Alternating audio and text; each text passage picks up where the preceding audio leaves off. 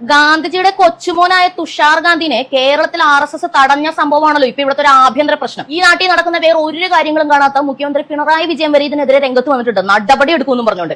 ഈ തുഷാർ ഗാന്ധി ആരാണെന്ന് അറിയാത്ത കേരളത്തിലെ കുറെ ആൾക്കാർക്ക് വേണ്ടിയിട്ട് അയാൾ സോഷ്യൽ മീഡിയയിൽ പോസ്റ്റ് ചെയ്ത ചില പോസ്റ്റുകൾ ഞാൻ കാണിച്ചു തരാണ്. ഇംഗ്ലീഷിലാണ്, അതിന്റെ മലയാളത്തിലുള്ള അർത്ഥം ഞാൻ പറഞ്ഞുതരാം. Since it's happy women's day, men should be allowed to touch them to feel happiness.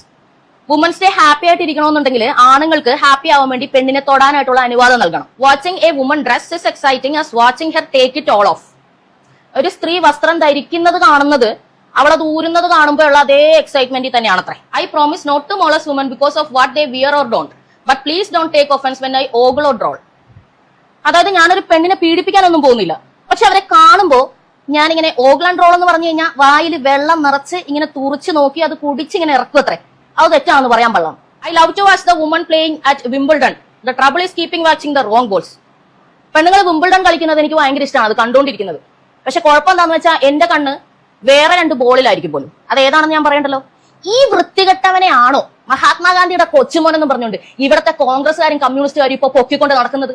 എന്ത് സന്ദേശമാണ് നിങ്ങൾ ഇതിലൂടെ ഇവിടുത്തെ സ്ത്രീകൾക്ക് നൽകുന്നത്? നിങ്ങളാണോ സ്ത്രീ സംരക്ഷണം പറയുന്നവര്, സമത്വം പറയുന്നവര്, തുല്യത പറയുന്നവര്? ഇത്തരത്തിലൊരു പേർവേട്ടിനെ മഹാത്മാഗാന്ധിയുടെ കൊച്ചുമോനെന്ന് പറഞ്ഞ് ഇവിടെ പൊക്കിക്കൊണ്ട് നടക്കുന്നതിലൂടെ നിങ്ങൾ ഞാൻ അടക്കമുള്ള സ്ത്രീകൾക്ക് നൽകുന്ന സന്ദേശം എന്താണ്?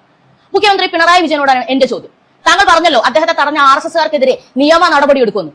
TP ശ്രീനിവാസനെ അടിച്ചിട്ടപ്പോൾ ഇല്ലാത്ത പ്രശ്നം, കർണാടക മുൻ മുഖ്യമന്ത്രി യെദ്യൂരപ്പയെ ഇവിടെ തടഞ്ഞപ്പോൾ ഇല്ലാത്ത പ്രശ്നം, എന്തിന് ഉമ്മൻചാണ്ടിയെ കല്ലെറിഞ്ഞപ്പോൾ ഇല്ലാത്ത പ്രശ്നം, ഈ വൃത്തികെട്ടവനെ തൊട്ടപ്പോ താങ്കൾക്ക് എന്തുകൊണ്ട് വന്നു? ഇവിടുത്തെ സ്ത്രീകളുടെ വോട്ടും കൊണ്ട് കൂടിയാണ് നിങ്ങളൊക്കെ കയറിയിരുന്ന് ഭരിക്കുന്നത്. ഞങ്ങൾക്ക് നിങ്ങൾ സമാധാനം പറയണം. ഈ വൃത്തികെട്ടവനെ എന്തിന് നിങ്ങൾ പൊക്കിപ്പിടിക്കുന്നു? എന്ത് കാരണം പറഞ്ഞ് പൊക്കിപ്പിടിക്കുന്നു? ഇവനാണോ നേതൃസ്ഥാനത്ത് വരേണ്ടത്? ഇവനാണോ ഇന്ത്യ നയിക്കേണ്ടത്? അപ്പൊ ഞങ്ങൾക്ക് എന്തിനാ ഇവിടെ ജീവിക്കുന്നത്? ഇവനെ പൊക്കിപ്പിടിച്ച് ഇവനെ ഐക്യദാർഢ്യം പ്രഖ്യാപിച്ച കോൺഗ്രസ്സുകാരോടും കമ്മ്യൂണിസ്റ്റുകാരോടാണ് ഞാൻ ചോദിക്കുന്നത്. എന്തിനു വേണ്ടി നിങ്ങൾ ഇവനെ പൊക്കിപ്പിടിക്കണം? എന്ത് കാരണം? ഈ നാട്ടിലെ സ്ത്രീകളോട് നിങ്ങൾ മറുപടി പറഞ്ഞേ മതിയാവും. മറുപടി ഞാൻ എക്സ്പെക്ട് ചെയ്യുന്നു.